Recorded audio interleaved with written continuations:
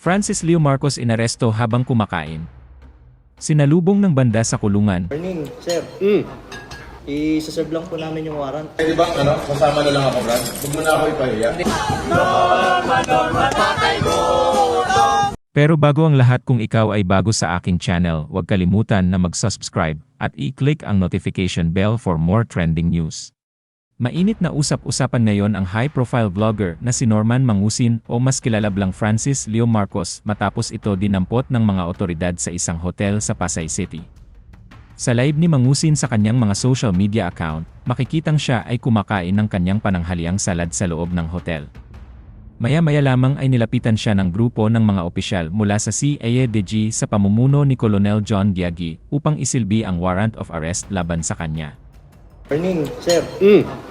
Brad. I-serve lang po namin yung warrant. Ikaw po ba si Norman Mangusin po? Alias Francis Leo Marcos? Ayon sa National Police Commission na POLCOM, inaresto ng Philippine National Police ang vlogger matapos na inilabas ng Regional Trial Court Branch 274 ng Parañaque ang kanyang warrant of arrest. Nahaharap sa kasong unjust vexation na sinampa ng kapwa niya vlogger na si Makakago laban sa kanya. Nagkainitan pa si Mangusin ang Makagago sa isang press conference. Di ba, Norman? Di ba? Ayos! Totoo ang baho mo. Tignan sa personal. Ang baho mo, ginayupak ka. Ito rin yung warrant mo. Okay, no problem. Haharapin ko yan. Oo, naunahan lang ako eh. Oo, pangit ka kasi. Masama naman ang loob ni Mangusin matapos itong maaresto dahil lamang umano sa unjust vexation. Pinagbantaan pa nito si Makagago na hintayin lamang nito ang sinampa din niyang kaso laban sa kapwa vlogger.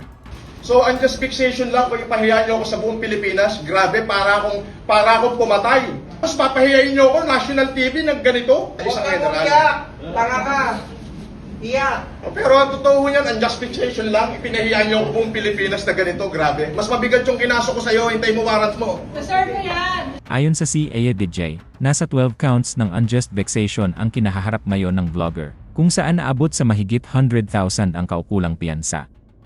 Matapos ang pag-aresto sa kanya sa hotel, nagtipon naman ang mga vlogger sa labas at naghanda pa ito ng banda bilang pagsalubong kay FLM. Norman, patay gutom si Norman! Kung maalala noong February 17, sinabi ng CADG na iniimbestigahan nila si Mangusin dahil sa isang viral na larawan kung saan siya ay nakasuot ng blue na ceremonial police uniform kahit na hindi siya opisyal ng pulisya.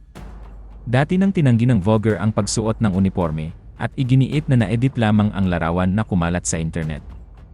Tinukoy naman ng PNP na posibleng maghain ng kaso laban sa vlogger para sa usurpation of authority at illegal use of uniforms or insignia at suportado naman ito ng NAPOLCOM.